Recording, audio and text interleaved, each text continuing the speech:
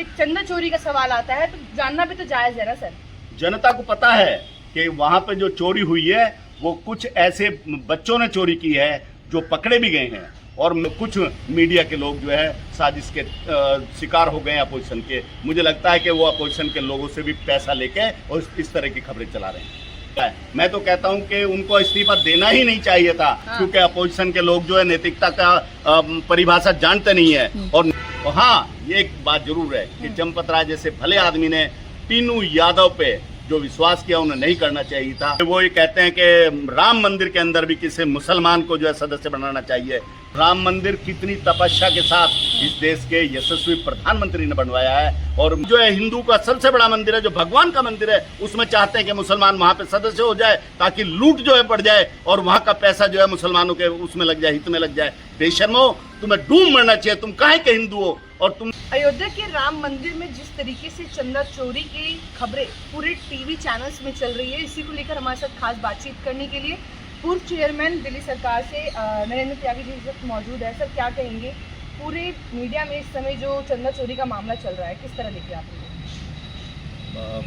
मैं क्या बताऊं, इस देश के अंदर मीडिया जो है उसके पास कोई खबर नहीं है।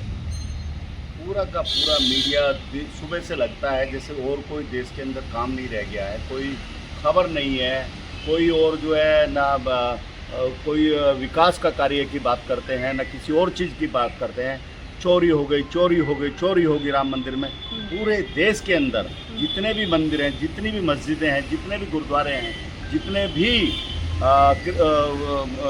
ये हैं क्रिश्चियनों के चर्च हैं, मुझे लगता नहीं है कि ज़्यादातर जगह चोरी ना होती है।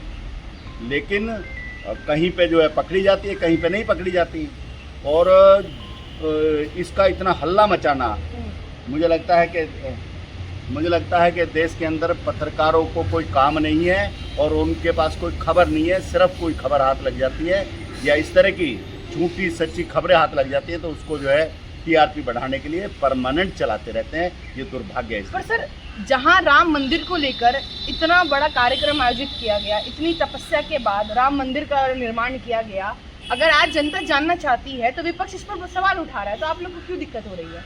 भारतीय जनता पार्टी के जितने भी प्रवक्ता हैं उनके पास भी अपोजिशन को बात करने के लिए या जवाब देने के लिए वो है ही नहीं। खाली वो उनसे डिस्कस करते हैं, हाँ चोरी में हमने ये कर देंगे, वो कर देंगे। काहे के लिए? चोरी तो होती है और चोरी पे काहे की सफाई देनी है। और अपोजिशन का काम तो पहले भी ऐसा रहा है कि राम मंदिर को चाहते नहीं थे कि वो बन जाए, और राम मंदिर कितनी तपस्या के साथ इस देश के यशस्वी प्रधानमंत्री ने बनवाया है। और मैं बीजेपी का आदमी नहीं हूँ, ना मेरा बीजेपी से कोई मतलब रहा है, लेकिन मैं कह रहा हूँ इस देश के यशस्वी प्रधानमंत्री माननीय श्री नरेंद्र मोदी जी ने इस हिंदुओं की इतनी बड़ी पहचान को कायम कराया और राम मंदिर बनवाया। उनकी तपस्या को अपोजिशन चाहता है कि किसी भी तरीके से धूल में मिल जाए और धूमिल हो जाए वो जो है उनकी छवि, और ऐसा लेकिन जनता होने नहीं देगी। योगी जी और मोदी जी ने जो कार्य किया है राम मंदिर के लिए और हिंदुओं के लिए, उसको ये चाहता है अपोजिशन कि किसी भी तरीके से ये सरकार के कब्जे में मंदिर आ जाए और इस मंदिर का जो पैसा है जो जनता देती है, चंदे के रूप में देती है, दान के रूप में देती है, उसको दूसरी कास्ट के लोगों के विकास में लगाए। और यही इनका काम है, इसीलिए इतना हल्ला मच रहा है। और उसमें कुछ मीडिया के लोग जो है साजिश के शिकार हो गए हैं अपोजिशन के। मुझे लगता है कि वो अपोजिशन के लोगों से भी पैसा लेके और इस तरह की खबरें चला रहे हैं। एक तरफ जहां गोदी मीडिया नाम देकर ये कहा गया कि ये सारे जो है बीजेपी के लिए काम कर रहे हैं, अगर आज विपक्ष सवाल उठा रहा है तो अब आप कह रहे हैं कि विपक्ष ने पैसे दे रखे हैं। मतलब क्या? अभी आपने कहा कि राम मंदिर का निर्माण जिस तरीके से देश के यशस्वी प्रधानमंत्री द्वारा किया गया, कितनी ज़्यादा सफलता हुई, और कहीं ना कहीं हर एक हिंदू और एक जितने भी लोग हैं सनातनी उस चीज़ों के लिए गर्व महसूस करते हैं। अगर राम मंदिर पे चंदा चोरी का सवाल आता है तो जानना भी तो जायज़ है ना सर। जनता को पता है कि वहाँ पे जो चोरी हुई है वो कुछ ऐसे बच्चों ने चोरी की है जो पकड़े भी गए हैं। और मैं कह रहा हूँ, आपने मुझसे पूछा भी नहीं है चंपत जी के बारे में, लेकिन मैं कह रहा हूँ कि उनसे ईमानदार, उनसे भला आदमी इस देश के अंदर कोई है नहीं। अगर वो भी चोरी कर सकते हैं या करा सकते हैं तो इस देश के अंदर कोई बचा ही नहीं है, मैं ये कहूँगा। चंपत राय की आप बात करें, चंपत राय को लेकर पूरा सोशल मीडिया हम देख चुके हैं कि उन्हीं का नाम जो है सबसे ऊपर रखा गया है।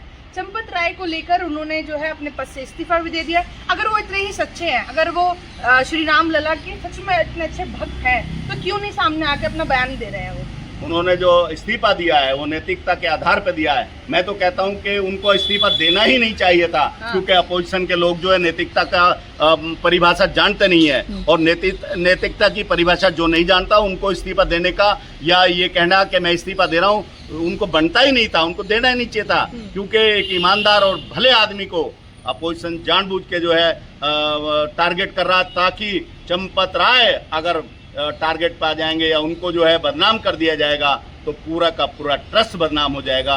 ये सिर्फ अपोजिशन की चाल है और कुछ भी नहीं है, कुछ भी नहीं है।